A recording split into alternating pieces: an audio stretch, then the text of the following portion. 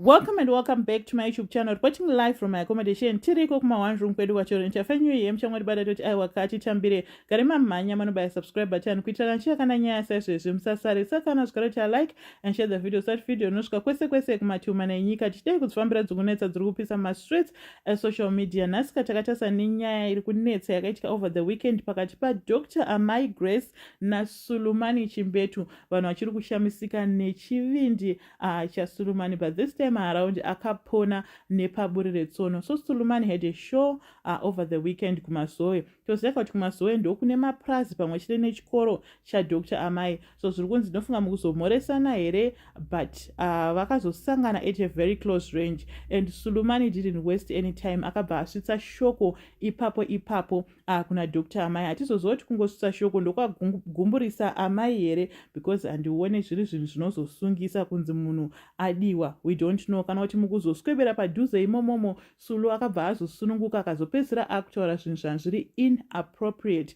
Kana kutiwo Dr. Amai vakafila kuti vadzikisirwa. Imagine a former first lady kuzodiwone a sungura musician asa Sulu Hameno. But after Sulu asvitsa shoko hanzi ipapo Dr. Amai vachingobva ikoko vakabva vanonoisa a case kuBorodeo police vakatofurisa Doketi mukomana akatotorwa akaendeswa kumapurisa. But the same day, later in the day, Dr. Amai vakazoenda vakanodropa macharges. Ndofunga vakazofunga vakati nyaya ikazopedzisira yakuenda kumacourts back and forth zvinozokonzeresa commotion. So vakabva vango withdraw nyaya vachifunga kuti nyaya yanga isati yasvitika kune vanhu, but nyaya yanga yatovo kuvanhu already.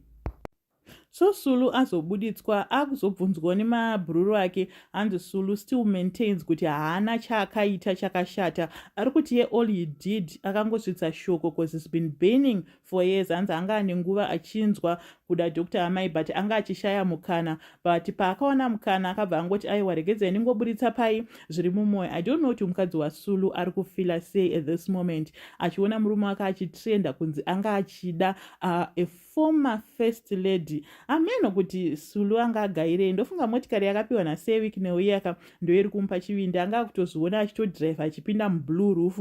Ato stepfather vaRobert naChatunga. Ato sekuru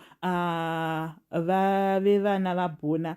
But chivindi chake chinotyisa. Sake vanhu vachizoti Suluka ndiye akamitisa mukadzi waGreatman because haiwa ane chivindi. But then again tiri kuona kuti Sulu is a man of class. Imagine level racho rakabva anonosvikira kuna Dr. Amai apa. Imagine difference yavainayo yemakore ye almost 17 years because Sulu is around 46 and Dr. Amai vasvika 60 years. But zvese zvaanga asingambozvitarise zvakaoma ruzhinji rweZimbabwe ndo patiri apapa. People are just feeling sorry for mukadzi waSulu because dai Dr. Amai vakabvuma dai akatosa